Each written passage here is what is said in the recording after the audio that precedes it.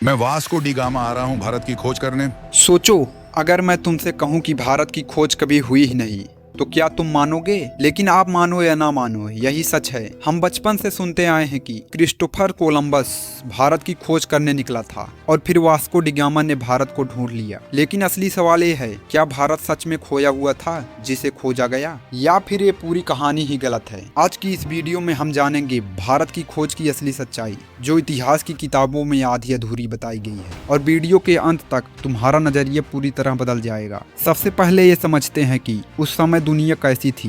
15वीं सदी में यूरोप के लोग भारत को सोने की चिड़िया मानते थे। यहाँ के मसाले, कपड़े और दौलत पूरी दुनिया में मशहूर थे। लेकिन एक बड़ी समस्या थी, यूरोप से भारत तक पहुंचने का सीधा रास्ता नहीं था। जमीन के रास्ते पर अरब और तुर्क व्यापारियों का कंट्रोल था, जिसकी वजह से सामान बहुत महंगा हो जाता था। इसलिए यूरोप के देशों ने सोचा, क्यों न समुद्र के रास्ते भारत तक पहुंचा जाए। अब एंट्री होती है क्रिस्टोफर कोलंबस की। 1492 में वो निकला भारत की खोज में, लेकिन वो रास्ता भटक गया और पहुंच गया अमेरिका। उसे लगा कि उसने भारत ढूंढ लिया है, इसलिए उसने वहां के लोगों को इंडियंस नाम दे दिया। यहीं से शुरू हुई सबसे बड़ी गलतफहमी कि भारत कहीं खोया हुआ था। लेकिन सच्चाई ये है कि भारत हमेशा से एक विकसित और जाना पहचाना देश था। अब आते हैं असली मोड़ पर। 1498 में वास्को डी गामा ने समुद्र के रास्ते भारत पहुंचने में सफलता हासिल की। वो कालीकट पहुंचा, जहां पहले से ही अरब व्यापारी मौजूद थे, यानी भारत पहले से ही दुनिया के लिए खुला हुआ था। तो फिर उसने किया क्या? उसने भारत की खोज नहीं की, बल्कि सिर्फ एक नया समुद्री रास्ता खोजा।